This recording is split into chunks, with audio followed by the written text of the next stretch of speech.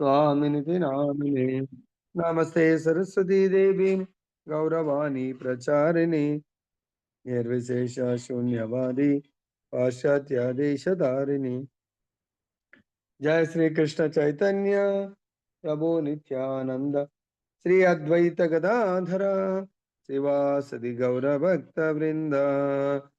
हरे कृष्णा कृष्ण कृष्ण हरे हरे, हरे राम राम राम हरे हरे।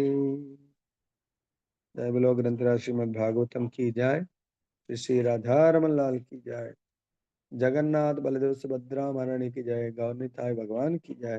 जगत गुरु श्रील ప్రభుపాద की जय।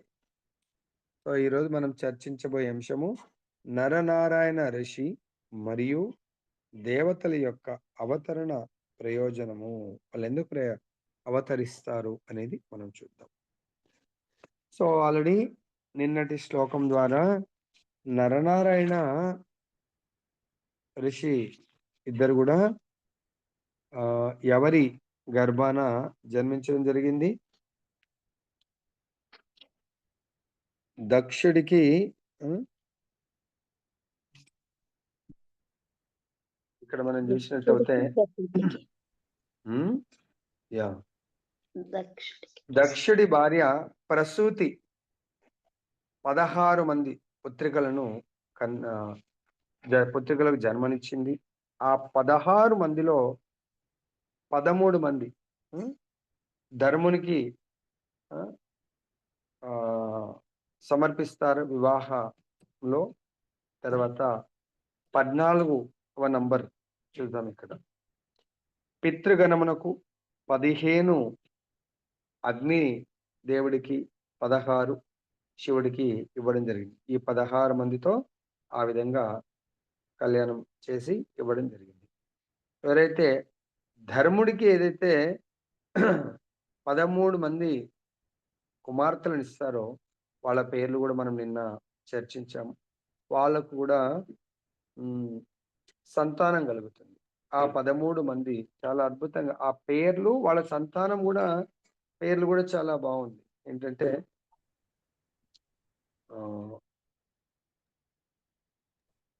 శ్రద్ధ 13 మందిలో శ్రద్ధ శుభముకు, మైత్రి ప్రసాదముకు, దయ అభయముకు, శాంతి సుఖానికి అంటే సంతానం పేర్లు, తుష్టి ముదమునకు, పుష్టి స్మయమునకు, క్రియ యోగమునకు, ఉన్నతి దర్పమునకు, బుద్ధి అర్థమునకు, మేధ స్మృతికి, తితిక్ష క్షేమమునకు, క్రీ ప్రశ్రయమునకు జన్మనొసగిరి.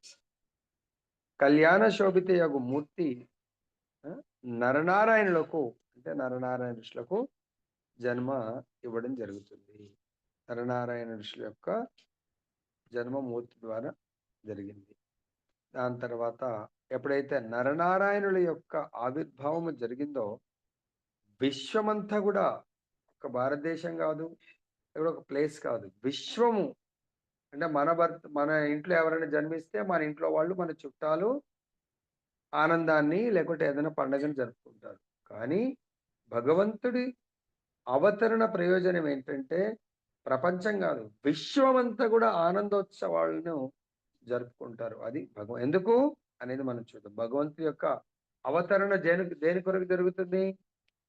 భగవద్గీతలో చెప్పారు కదా, భగవంతుడి అవతరణ సంపూర్ణ అవతరణ ఉండొచ్చు, పార్షల్ ఉండొచ్చు. గౌరంగా నితాయినిమయ వాళ్ళ ఫ్రెండ్ అంటే చిన్ననాటి మిత్రుడు గౌరంగా వచ్చాడు, చెప్తాడు, చూస్తాం మనం. భగవంతుడి యొక్క అవతరణ దేని గురించి జరుగుతుంది? గౌరంగా అవతరణ దేని కొరకు?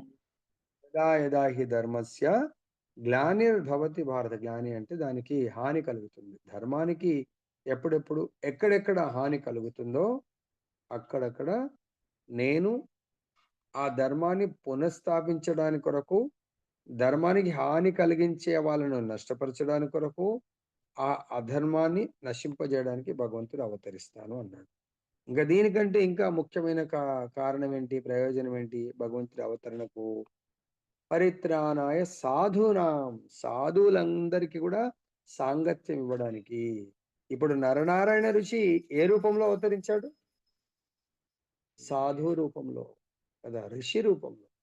అంటే ఇక్కడ పరిత్రాణాయ సాధూనాం. సో రామచంద్రుడు కూడా అరణ్యానికి వెళ్ళాడు. ఏ రూపంలో వెళ్ళాడు? చక్రవర్తి లాగా వెళ్ళాడా? వనవాసానికి ఏ రూపంలో వెళ్ళాడు? సాధువు రూపంలో. అవునా కదా? చక్రవర్తి హోదాలో వెళ్ళిండా? వెళ్ళలేదు. ఆయన సాధువులు ఏదైతే డ్రెస్సింగ్ వేసుకుంటారో తపస్సు చేయడానికి అరణ్యాలకు ఎవరు వెళ్తారు?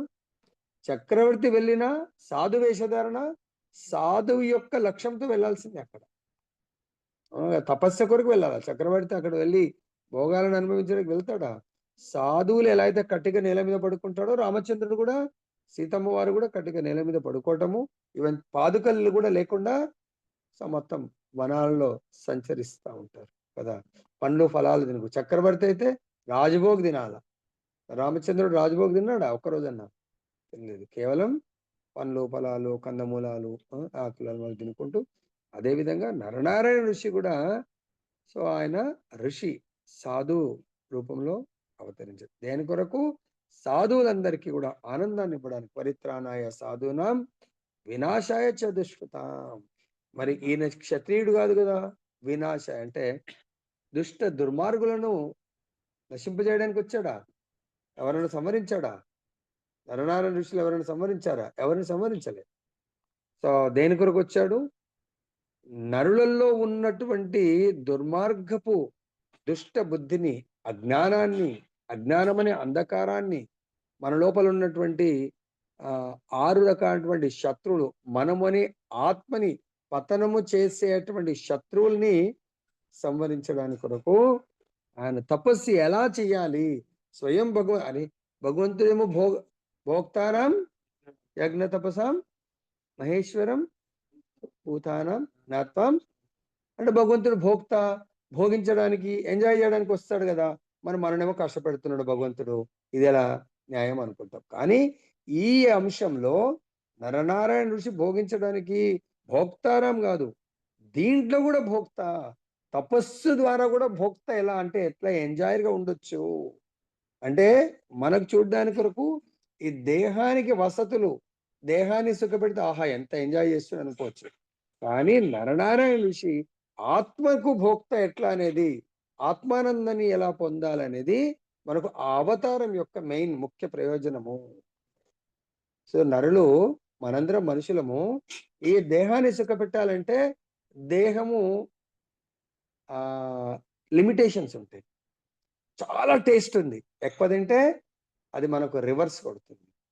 తర్వాత ఎనీథింగ్, కళ్ళు చాలా మంచిగా అనిపించింది, ఎక్కువ చూస్తే కళ్ళకి ఎఫెక్ట్ అవుతుంది. Anything material senses. కానీ ఆత్మానందం ఏదైతే ఉందో అన్లిమిటెడ్, యూ కెన్ టేక్. నామం 24 hours if you want to do you can do. 24 hours meditate if you want to do you can do. అదే సపోజ్ నువ్వు వేరే దేన్నన్నా, నాకు డబ్బులు కావాలా, డబ్బులు కావాలంటే సో యూ కెనాట్. అదే భగవంతుడి నామం హరే కృష్ణ కృష్ణ కృష్ణ హరే హరే, హరే రామ రామ రామ హరే హరే. హరిదాస్ ఠాకూర్ 24లో 22 hours భగవన్నామం చేసేవాడు. తర్వాత ఎటువంటి ఆయనకు సుకృతి వచ్చింది? సాక్షాత్ భగవంతుడి యొక్క దివ్యమంగళ దర్శనంతో ఆయనకు భగవత్ ప్రాప్తి దొరికింది. అంతిమ గడియల్లో భగవంతుని చూస్తూ శరీరాన్ని వదిలేసే అవకాశం వచ్చింది. అదేవిధంగా భగవంతుడు భోక్త, కేవలం భౌతికమే మనం చూడడానికి అన్నిటినీ సమర్పించమంటున్నాడు భగవంతుడు అని అనుకోవచ్చు. కానీ భగవంతుడు అన్నిటినీ సమర్పించడం కాదు, అన్నిటినీ త్యజించడం కూడా. భగవంతుడు అన్నిటినీ త్యజించడం కూడా ఎలా అనేది, త్యజిస్తే ఎలా ఆనందాన్ని పొందొచ్చు అనేది, అన్నిటినీ. ఇప్పుడు ఋషి తపస్సు చేస్తున్నాడంటే భౌతికమైనటువంటి వసతులు అన్నిటిని కూడా త్యజిస్తూ అత్యంత ఆనందాన్ని ఎలా పొందొచ్చు. అదే భోక్త, అన్నిటినీ పొందుతూ అన్నిటిని త్యజిస్తూ. There is no difference for Krishna and pure devotee. అందు గురించే నారాయణుడు కూడా ఋషిలాగా అవతరించాడు, నరుడు కూడా ఋషిలాగా అవతరించాడు. నారాయణుడి త్యజిస్తూ ఏ ఆనందాన్ని పొందుతున్నాడో నరుడు కూడా సేమ్ ఆనందాన్ని పొందుతాడు అని చూపించడానికి నరనారాయణ ఇద్దరు. అంటే మనం అనుకోవచ్చు, అరే భగవంతుడికి ఏముంది, చలి ఉండదు, భగవంతుడికి అన్ని కూడా ఓకే. కానీ నరులకి ఎక్కడ అవుతుంది? పాసిబిలిటీ అవుతుందా? త్యజించ ఇంపాసిబుల్ ప్రభుజీ. సో ఇంటిని వదిలేయాలా, దీన్ని వదిలేయాలా, దాన్ని కాని పని ప్రభుజీ. నరుడు కూడా ఋషిలాగా జన్మించాడు. ఎవరు వాళ్ళు ఇద్దరు? భగవంతుడు కృష్ణుడి యొక్క స్వాంశము, నరుడు అర్జునుడి యొక్క స్వాంశము. వీళ్ళిద్దరూ ద్వాపరయుగంలో ఎన్ని భోగాలను అనుభవించారు, సుఖాలను అనుభవించారు. మరి అదే ఆపోజిట్ అంటే సుఖాలకు, అంటే భౌతిక సుఖాలు, ఫెసిలిటీ, భగవంతుడి యొక్క ద్వారక ఎలా ఉండేది? సో అది నా భూతో నా భవిష్యత్. అర్థమైందా? అంత సుఖం ఎవడు అనుభవించలేడు. అదేవిధంగా అర్జునుడి యొక్క ఇంద్రప్రస్థం కూడా నా భూతో నా భవిష్యత్. ఆఫ్టర్ ద్వారక ఇంద్రప్రస్థ ఇది ఇంకా ఈ ప్రపంచంలో అంత ఫెసిలిటీస్, ఈవెన్ దేవతలకే చాలా ఈర్ష్య అనిపించే విధంగా ఉండేదంట ఇంద్రప్రస్థం. స్వర్గానికి కూడా, స్వర్గలోక వాసులకు కూడా మాకంటే కూడా గొప్ప ఫెసిలిటీ ఉంది ఇంద్రప్రస్థం. మరి అంత సుఖాలను అనుభవించారు. అట్ ది సేమ్ టైం వాటి తుచ్చంగా వదిలేసి వనాలకు వెళ్ళిపోయారు. అదేవిధంగా భగవంతుడు నరుడు ఏ విధంగా ఋషి జన్మెత్తితే అంటే మనందరికి ఒక ఆదర్శం, ఎట్లా ఉండాలో నిజమైన జీవితము అనేది చూపించడానికి భగవంతుడు ఇక్కడ అవతరించడము జరిగింది. మీరు చూద్దాం. నేను అనుకుంటున్నాను అర్థమైంది అనుకుంటున్నాను. బహుశా నరనారాయణుల ఋషుల యొక్క అవతార ప్రయోజనం. ఇప్పుడు దేవతలు కూడా చూస్తాం, వాళ్ళు కూడా ఎందుకు అవతరిస్తారు వీళ్ళతో పాటు, భగవంతుడితో పాటు. భగవంతుడి సృష్టిలో వాళ్ళు కూడా ఒక భాగస్వాములు. ఎందుకు వాళ్ళని భగవంతుడు ఈ భౌతిక ప్రపంచంలో అవతరింపజేస్తాడు? దీంట్లో తాత్పర్యం భాష్యం శ్రీల ప్రభుపాదులు వర్ణించారు. దేవతలు ఇట్లా పలికిరి. ఈ జగత్తు అంతా కూడా, ఈ జగత్తు దేవతలు డిస్కస్ చేస్తున్నారు భగవంతుడి అవతరణ గురించి. ఎప్పుడైనా మనం పుట్టినప్పుడు ఏదో ఫెస్టివల్ సెలబ్రేట్ చేస్తాం, కానీ భగవంతుడి జన్మ కాదు కాబట్టి భగవంతుడు అవతరించాయంటే భగవంతుని గ్లోరిఫై చేస్తాం. భగవంతుడి యొక్క భక్తుల్ని ఏమని స్తుతిస్తున్నారు? ఈ జగత్తంతా కూడా భగవంతుడి బాహ్య శక్తిగా సృష్టించడం జరిగింది. అది ఎలా ఉంది? వాయువు మరియు మేఘములు అంతరిక్షమున స్థితమైనట్లు ఈ జగత్తంతా కూడా. సో మనకు మేఘాలు కనబడతా ఉంటాయి, ఆ మేఘాలు దాంతోపాటు వాయువు కూడా ఉంటుంది, కానీ వాయువు కనబడదు, మేఘాలు కనబడతాయి. అదేవిధంగా ఈ జగత్తు మొత్తం, భౌతిక జగత్ అంతా కూడా భగవంతుడి యందు నిలిచి ఉంది, కానీ అది మనకు కనబడదు.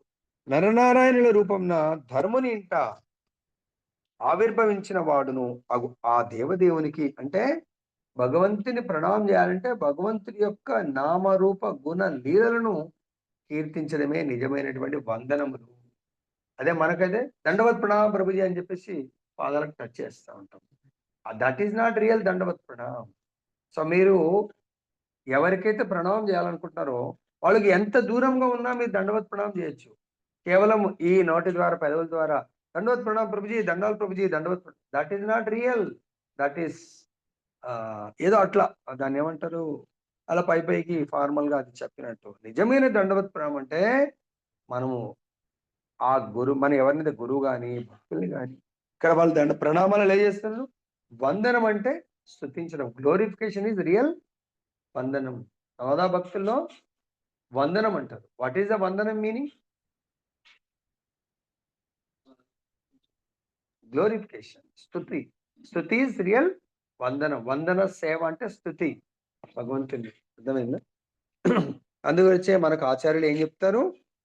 ఆచార్యుల యొక్క అవతరణ రోజు గ్లోరిఫికేషన్ జరుగుతుంది కదా.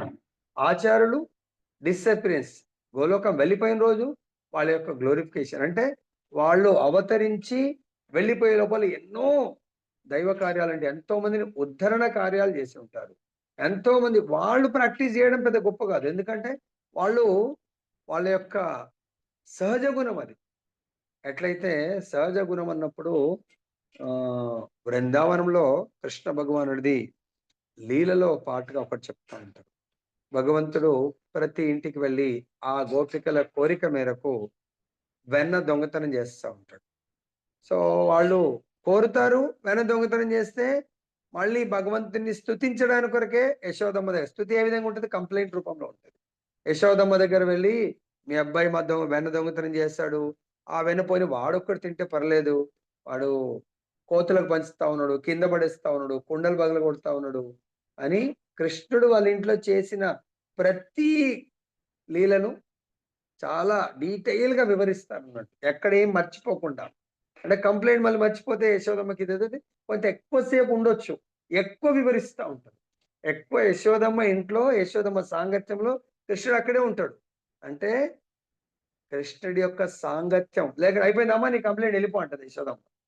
ఇక్కడైపోయిందమ్మా ఇంకా మీ కొడుకు చేసిన ఘనకార్యాలు చాలా ఉన్నాయి అని చెప్పేసి ఇంకా చెప్తా ఉంటారు. That is the glorification. So అప్పుడు యశోదమ్మ అంటది, నా కొడుకుని రెడ్ హ్యాండ్ గా పట్టుకొని, నా కొడుకు మీద మీరు కంప్లైంట్ చేయొద్దు, కంప్లైంట్ చేయాలంటే రెడ్ హ్యాండ్ గా పట్టుకోండి అని గోపిక అంటుంది యశోదమ్మ. అప్పుడు ఏం చేస్తుంది ఆ గోపిక, సరే ఇలానా రెడ్ హ్యాండ్ గా పట్టుకుంటానమ్మా అని చెప్పి వెళ్ళి ప్రతి ఇంటి దగ్గర గేటుకు, తర్వాత డోర్లకు, ఆ ఉట్టి కుండ ఎక్కడ ఉట్టికి కుండకు, ఆ కృష్ణుడు వెన్న తినడానికి వాడే ప్రతి బల్లకు ప్రతి దానికి గంటలు కడుతున్నాడు. అప్పుడు కృష్ణుడు గేట్ దగ్గర రాగానే చూస్తాడు, ఏంటి ఇలా కొత్తగా కనబడుతుంది గేటు అని. గంటలు ఏమైనా అలంకారం అని చూస్తే అక్కడ ఉంది, డోర్కు ఉన్నాయి, కిటికీలకు ఉన్నాయి, కిటికీలోంచి దూకి పారిపోతా ఉంటారు అన్నట్టు. ఎక్కడ కృష్ణుడు దేన్ని వాడుతాడో ప్రతి దాన్ని కేర్ తీసుకున్నాడు. ఎక్కడో ఒక్క దగ్గర మాకు శబ్దం వినబడాలా, కృష్ణుడిని పట్టుకోవాలా. సో అప్పుడు కృష్ణుడు ఆ గంటలకు ముందే వార్నింగ్ ఇస్తే, ఏ గంటలారా, ఈ గోపిక అనుకుంటుంది మీకు జీవం లేదనుకుంటుంది, మీరు గోపిక మాట వింటారనుకుంటుంది, కానీ మీరు నా మాట వినాల్సిందే, ఎవ్వరు కూడా మోగకూడదు మీరందరూ కూడా. అంటే ఓకే, గంటలన్నీ కూడా అందుగురించి కృష్ణ లోకంలో నిర్జీవం అనేది ఉండదండి. రాళ్ళు గాని కృష్ణుడు వాడే ప్రతిదీ కూడా జీవమే. కృష్ణుడి దగ్గర నిర్జీవం అనే పదం ఉండదు. కృష్ణ లీలలో నో నిర్జీవం.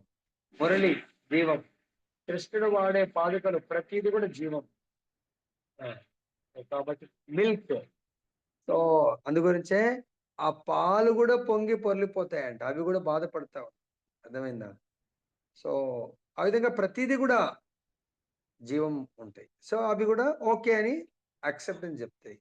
కానీ గంటలకే జీవం ఉంది, మనము జీవించి ఉండంగా కూడా కృష్ణుడి యొక్క మాట వినలేకపోతున్నామంటే మనము అదృష్టవంతులమా, గంటల అదృష్టవంతులా? చూసుకోండి మీరు. కర్తాల్ జీవం. సో అప్పుడు కృష్ణుడు హాయిగా లోపలికి వెళ్ళి ఎక్కడ కిటికీలకు అన్నిటి ఓపెన్ చేస్తున్నాడు. కృష్ణుడు ఆదేశం ఇచ్చాడు కదా, ఏది మోగకూడదు, మోగట్లేదు. అప్పుడు వెన్న తీసుకున్నాడు, అందరికీ కోతలకు వాళ్ళ ఫ్రెండ్స్ అనేది తినబెడతా ఉంటే వాళ్ళు తిని అప్పుడు వాళ్ళకి అనిపించిందంటే, అరే ఇదేంటి, సో వన్ వే ఇది బాగాలేదు, కృష్ణుడు మనకు తినబెడతా ఉంటే మనం కూడా కనయ్యకు తినబెట్టాలి కదా అని చెప్పేసి ఒక గోప బాలుడు ఆ వెన్న తీసుకొని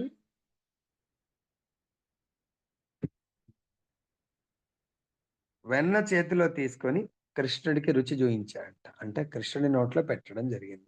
ఎప్పుడైతే కృష్ణుడి నోట్లో పెట్టడం జరిగిందో ఉన్న గంటలన్నీ కూడా గన గన గన గన గన మోగేసాయంట. అప్పుడు కృష్ణుడికి చాలా కోపం వచ్చింది. ఏ గంటలారా, నా మాటని ధిక్కరిస్తే ఎటువంటి పర్యవసరం తెలుసు కదా, మీరు నా మాటని ఎందుకు ధిక్కరించారు? చెప్పాను కదా, మీకు వార్నింగ్ ఇచ్చాను కదా, మోగకూడదు అని చెప్పాను కదా. అప్పుడు ఆ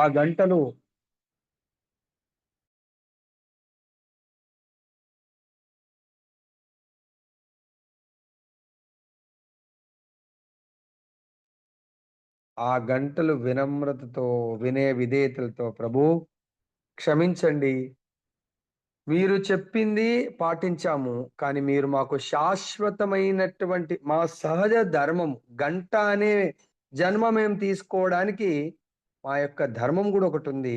ఆ ధర్మము తెలియకుండానే మేము పాటించాల్సి వస్తుంది, ఆటోమేటిక్ వచ్చింది. ఏంటి ఆ ధర్మం ఇది? మీకు నైవేద్యం సమర్పిస్తున్నప్పుడు మేము గంట రూపాన్ని ధరించినందుకు మేము మోగవలసిందే. మీరు నైవేద్యం స్వీకరిస్తూనే మోగవలసి. అందుగురించి ప్రతి టెంపుల్లో నైవేద్యం ఎనీ సాంప్రదాయ నైవేద్యం సమర్పిస్తున్నాం. మీరు కూడా ఎప్పుడైనా నైవేద్యం పెడుతుంటే గంట వాయించకుండా నైవేద్యం పెట్టారు, అది భగవంతుడు స్వీకరించడు. అంటే తులసి వేసి గంట యొక్క శబ్దము వినపడాల్సిందే. మరి ఒక గంటకు అంత జ్ఞానం ఉందండి. మరి మనము ఒక మానవుడి జన్మెత్తి మనకు భగవంతుని సహజంగా సేవించడం అనేది సేవిస్తున్నామా లేదా ఆలోచించండి. అప్పుడు ఇక్కడ ఎక్కడ వచ్చింది ఇది? ఆ, నరనారాయణ రూపమున అంటే భగవంతుడి ఈ భౌతిక సృష్టి అంతా కూడా భగవంతుడి యొక్క, మనం మొన్న ఆల్రెడీ విరాట్ రూపము భగవంతుడి యొక్క ఆ ఆ విశ్వరూప సందర్శన చేశాము. దాని లోపల విశ్వం అంతా కూడా భగవంతుడి లోపల ఉంది. సపోజ్ నా యొక్క దేహములో ప్రతి పార్ట్ నాకు కోఆపరేట్ చేయాల్సిందే. నా దేహంలో ఉన్న నా చెయ్యి నాకు కోఆపరేట్ చేయకుండా ఇతరులకు కోఆపరేట్ చేసిందనుకోండి, మీనింగ్‌లెస్. ఇప్పుడు సపోజ్ నేను కన్న సంతానం గాని, నా వైఫ్ నాకు కోఆపరేట్ చేయకుండా ఇతరులకు కోఆపరేట్ చేసిరనుకోండి, ఎలా ఉంటది? ఓకేనా? హ్యాపీగా ఉంటారా? కొడుకుని చాలా కష్టపడి చదివించాము. లక్షలు ఉన్నంత అప్పులు కూడా చేసి.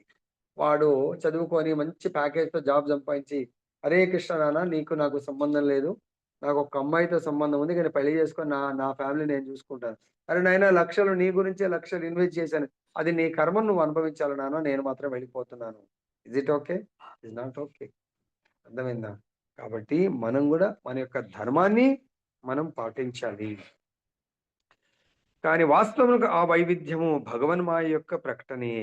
ఆ మాయాశక్తి అతని యందే విలిస్తమైనది. తన శక్తిని ప్రకటము కావించిన పిదప ఆ భగవానుడే సాక్షాత్తుగా ఇప్పుడు దాని యందు ఆవిర్భవించెను కనుకనే దేవతలు అట్టి వైవిధ్యమున ప్రకటమయ్యేది భగవానుని వినుతింపదొడిగిరి. నిరాకారత్వ భావన వలన వైవిధ్యమనున్నది మిథ్య అని తలచెడి తత్వవేత్తలు కొందరు కలరు. వారిని అద్వైతులు అంటారు. కానీ ఈ శ్లోకం యో మాయయా విరచితం అని ప్రత్యేకంగా తెలపబడింది. వైవిధ్యం అనేది భగవత్ శక్తి ప్రకటమైనని అది సూచిస్తుంది. ఆ శక్తి భగవానునికి అభిన్నము కనుక వైవిధ్యం కూడా వాస్తవమైనదే. ఈ భౌతిక వైవిధ్యము తాత్కాలికము కావచ్చునేమో కానీ మిథ్య కాదు. అది ఆధ్యాత్మిక వైవిధ్యం యొక్క ప్రతిబింబం వంటిది. వాడబడిన ప్రతిచక్షణాయ వైవిధ్యము కలదు అను పదము దేవదేవుని మహిమలను ఉద్ఘాటించుచున్నది. ప్రకృతి ఎందలి సమస్త వైవిధ్యమునకు మూలమగు అతడే నరనారాయణులుగా ఆవిర్భవించను. సో కాబట్టి భగవంతుడు తన యొక్క అవతారము భక్తులను ఉద్ధరించడానికి కొరకు. ఇక్కడ వైవిధ్యం అంటే మార్పు. ఇప్పుడు మన మేఘాలు మన ఇంటి మీద కనబడతా ఉంటాయి. అంటే కొద్దిసేపటి తర్వాత మన ఇంటి మీద కనబడవు. అంటే మేఘాలు అబద్ధం అన్నట్టా? మిథ్యనా? కాదు. మూవ్ అయిపోయాయి. అక్కడి నుంచి స్థానాంతరం. స్థానం దేనివల్ల? గాలి ద్వారా. గాలి వస్తే మేఘాలు మూవ్ అవుతాయి. అదేవిధంగా ఈ ప్రకృతిలో కూడా మనం చూస్తుంది ప్రతిది కూడా మిథ్య కాదు, సత్యం. కానీ అది మార్పుతో కూడుకున్నది. మార్పు రహితం కాదు. మార్పు సహిత మార్పుతో కూడుకున్నటువంటి అటువంటి ఈ వైవిధ్యంలో భగవంతుడు నరనారాయణుడి రూపంలో ఆధ్యాత్మిక వైవిధ్యము యొక్క ఈ భౌతికంగా మనం ఏదైతే ఆ మార్పు ఏదైతే ఉందో అది ఆధ్యాత్మికంలో కూడా ఉంటుంది.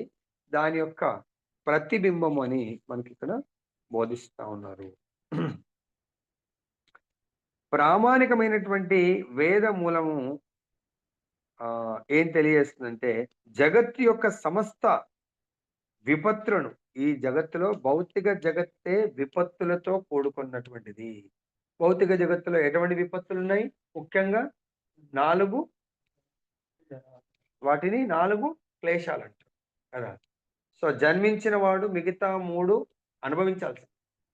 ముసలితనం అంటే కొంతమంది అఫ్‌కోర్స్ ప్రభుజీ మిగతా 3 కంపల్సరీ అంటే మనం ఆయుష్ ఎక్కువ కోరుకుంటే ముసలితనం అనుభవించాల్సిందే. ఒక 2 సంవత్సరాలకే చనిపోవచ్చు. అంటే ఒక వ్యాధితో చనిపోవచ్చు. జన్మము, ముసలితనం రాకపోవచ్చు. 3 అయితే ఫేస్ చేశాడు కదా! వ్యాధులు, దెన్ మృత్యువు.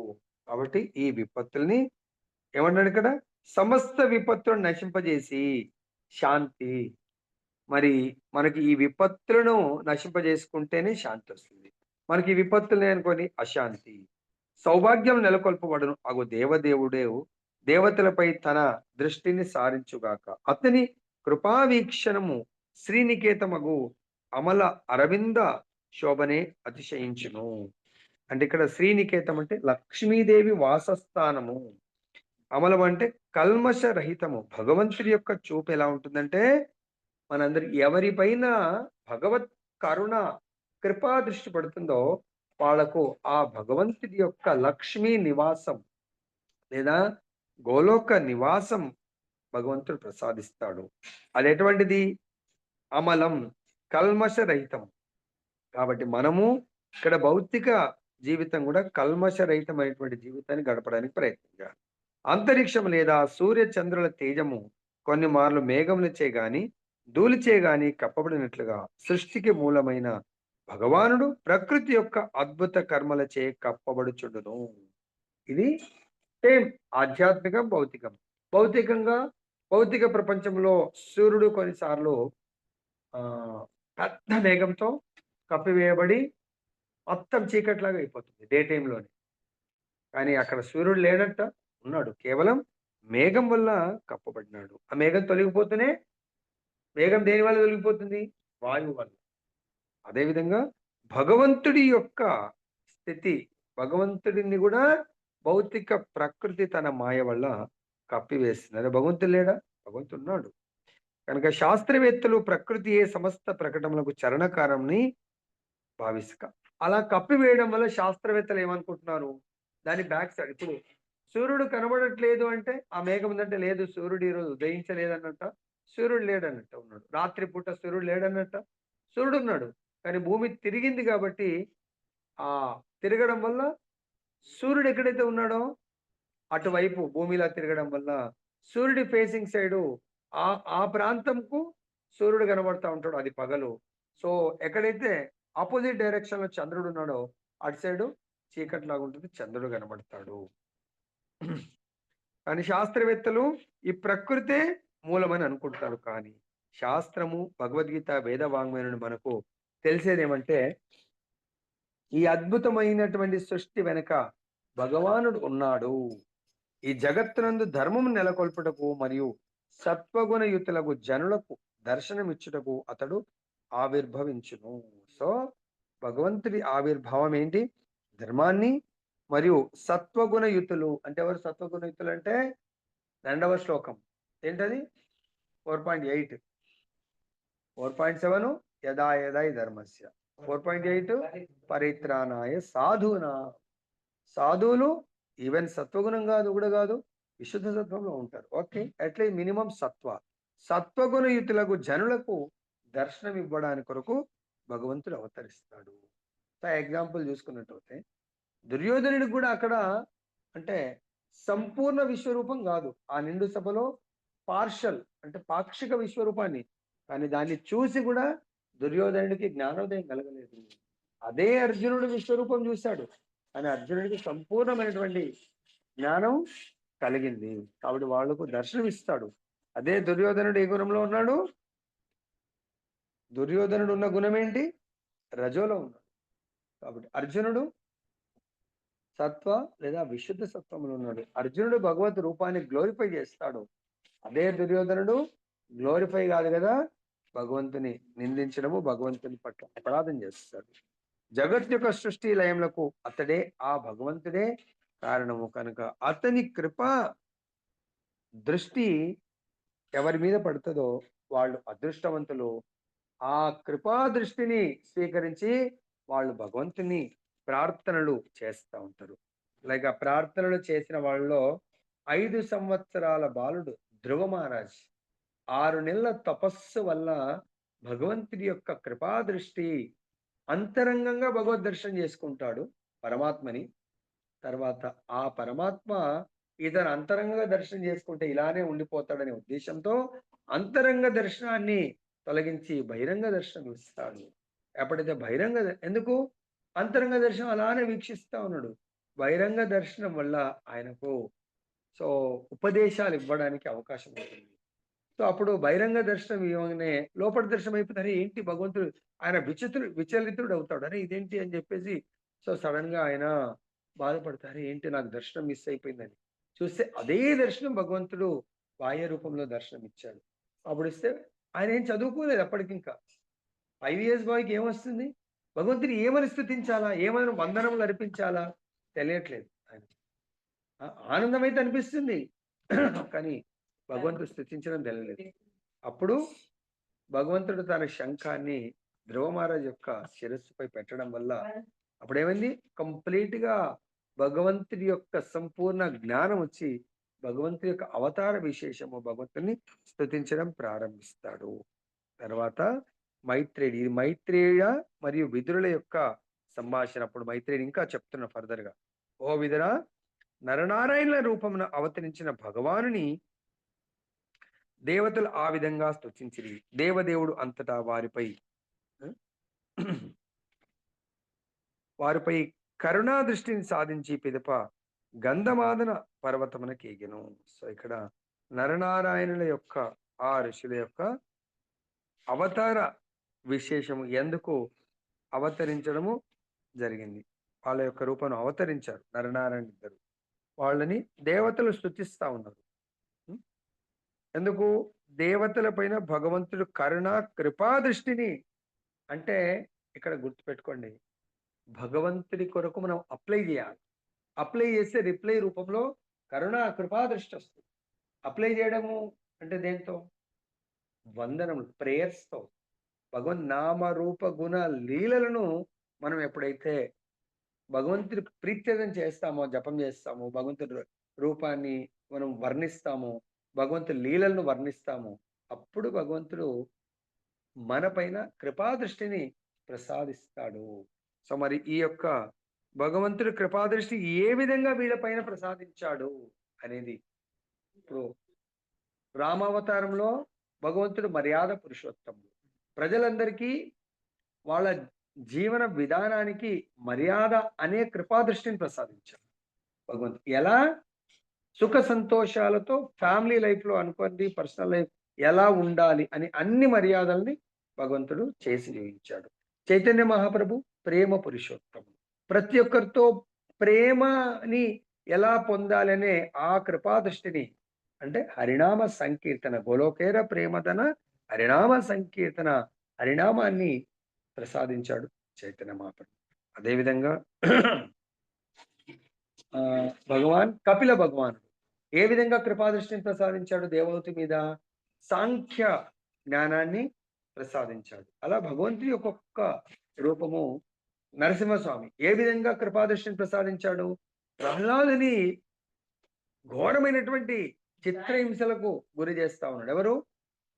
హిరణ్యకశిపు. కాబట్టి అతన్ని సంవరించి ప్రహ్లాదుడికి, ఆల్రెడీ ప్రహ్లాదుడు బ్లెస్డ్ బై నారదుడు, ఏంది? ఆధ్యాత్మిక జ్ఞానాన్ని, మంత్రాన్ని ఇచ్చాడు. కానీ అది పాటిస్తుంటే ఎవరు? పరిత్రాణాయ సాధున వినాశయ చతుష్కృతం. సో సాధువు తన యొక్క ధర్మాన్ని పాటిస్తా ఉన్నప్పుడు దుర్మార్గుడు ఆయన యొక్క ధర్మ నిర్వహణలో అడ్డంకిగా వస్తా ఉన్నాడు. కాబట్టి ఆ అడ్డంకిని తొలగించాడు భగవంతుడు. ఆ తొలగించిన కృపాదృష్టి, అంతేనా? తర్వాత ఇక్కడ మరి నరనారాయణుల యొక్క అవతారము ఏ విధంగా కృపాదృష్టిని దేవతలపై చూయించి గంధమాదన పర్వతముకు వెళ్ళాడు. అది మనకు శ్రీమద్ భాగవతంలో ఏ శ్లోకంలో ఉంది గౌరంగ ప్రభుజీ? 5వ స్కందం 19వ అధ్యాయం 9వ శ్లోకం. ఇంటర్ మన పైన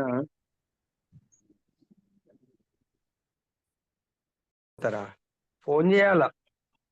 రుక్మిణి ఉట్టి లెటర్ పంపించింది, నేనెందుకు వెళ్తా అని అనుకున్నాడా? లేకుంటే కృష్ణుడు వచ్చి రుక్మిణిని సేవ్ చేసి తీసుకెళ్ళిపోయాడా? కృష్ణుడు వచ్చి తీసుకొని వెళ్ళిపోవడం జరిగింది. అలానే మన భగవత్ సేవ కొరకు సపోజ్ అలా ఇన్ఫర్మేషన్ వస్తే చాలు. ఇన్ఫర్మేషన్ వస్తే కన్ఫర్మేషన్ చేయాలంట.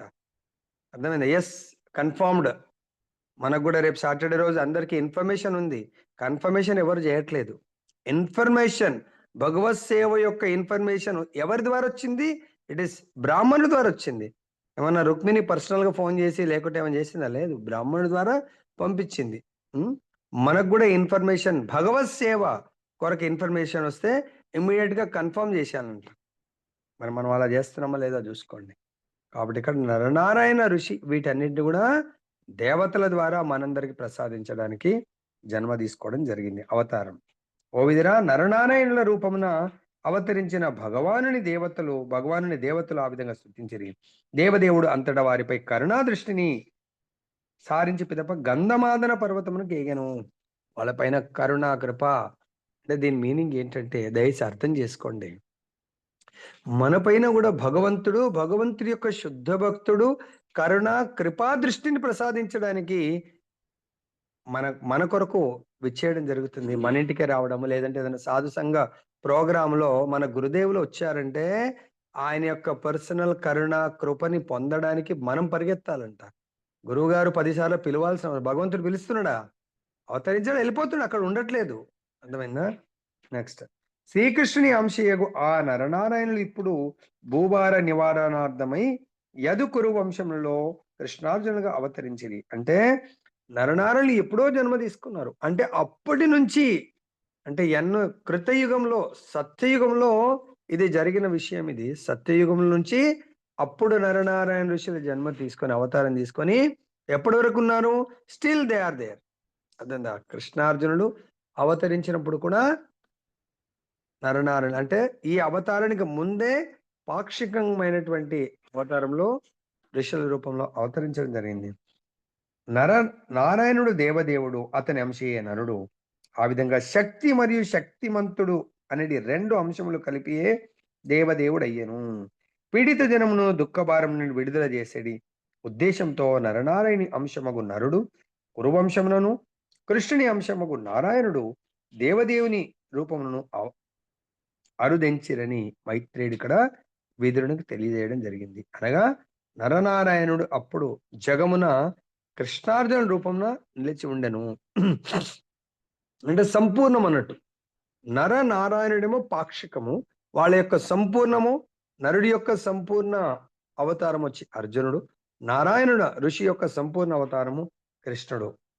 నరనారాయణులేమో ధర్మాన్ని, జ్ఞానాన్ని, వైరాగ్యాన్ని వీటిని ప్రసాదించడానికి కృతయుగంలో జన్మ తీసుకుంటే, వారి యొక్క సంపూర్ణ అవతారం వచ్చి భూభారాన్ని, దుష్ట దుర్మార్గం సంహరించడానికి కృష్ణార్జునుల రూపంలో అవతారం తీసుకుంటారు వాళ్ళు.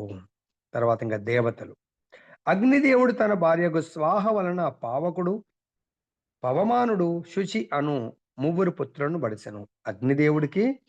అగ్నిదేవుడి భార్య పేరు స్వాహ. అందుగురించే మనం అగ్నికి ఆహుతి కల్పించేప్పుడు స్వాహ సో అని పిలుస్తాము. స్వాహ అంటే అగ్నిదేవుడి యొక్క భార్య. స్వాహ వలన ఈ ముగ్గురు పుత్రులు. మరి ఈ మనం సమర్పించేది ఎవరు స్వీకరిస్తారని ఇక్కడ మనకు బోధిస్తుంది. దేవతలు మనము సమర్పించేటువంటి ఆవుతలను స్వీకరించడానికి కొరకు వాళ్ళ అవతారం తీసుకుంటూ ఉంటున్నట్టు. ఆ ముగ్గురును అదే కాకుండా మనందరినీ భగవత్ ఆజ్ఞానుసారము పోషించడానికి కొరకు పోషణ భారాన్ని ఆ ముగ్గురును యజ్ఞములందు అర్పింపబడిన ఉత్తమును పూజించి జీవిస్తూ ఉంటారు. ఎవరు ముగ్గురు? పావకుడు, పవమానుడు, శుచి అనే ముగ్గురు కుమారులు మనం అర్పించినటువంటి ఆహుతులను స్వీకరిస్తూ ఉంటారు. ధర్ముని 13 భార్యల అందరును దక్షుని పుత్రికలు. సంతానమును గూర్చి వేరని చెప్పిమాట మైత్రేయుడు దక్షిణి 14వ కుమార్తెయగు స్వాహను గూర్చి ఆమె 3 పుత్రులను గూర్చి ఇప్పుడు వివరిస్తున్నాడు. యజ్ఞాగ్ని యందు అర్పింపబడిన ఆహుతులు దేవతల కొరకై ఉద్దేశింపబడినవి. వారి పక్షమున అగ్ని, స్వాహ దంపతుల తనయులు వాటిని స్వీకరిస్తారు. చూడండి, అగ్ని, స్వాహ ముగ్గురు వీళ్ళు, అగ్నిదేవుడు కూడా ఈ మనం సమర్పించేటువంటి ఆహుతులను యజ్ఞంలో ఆ అగ్నిలో సమర్పించే ఆహుతులను స్వీకరిస్తూ ఉంటారు. దాని తర్వాత ఆ ముగ్గురు పుత్రుల నుండి ఆ ముగ్గురికి 45 సంతానం ఉద్భవించిరి. వారును అగ్నిదేవత. ఇంతకుముందు మనకు తెలిసిన వరకు భాగవతం కంటే ముందు అగ్నిదేవుడు అంటే ఒకటే అనుకున్నాం. అగ్ని దేవతలు టోటల్ గా 49 మంది కంబైన్ టుగెదర్ కాల్డ్ యాస్ అగ్ని దేవతలు. అంటే 45 కుమారులు, వారి తండ్రులు 3, వారి తాతగారు కలిపి 49 మంది కలిపి అగ్ని దేవతలుగా మనకి ఇక్కడ వివరిస్తున్నారు.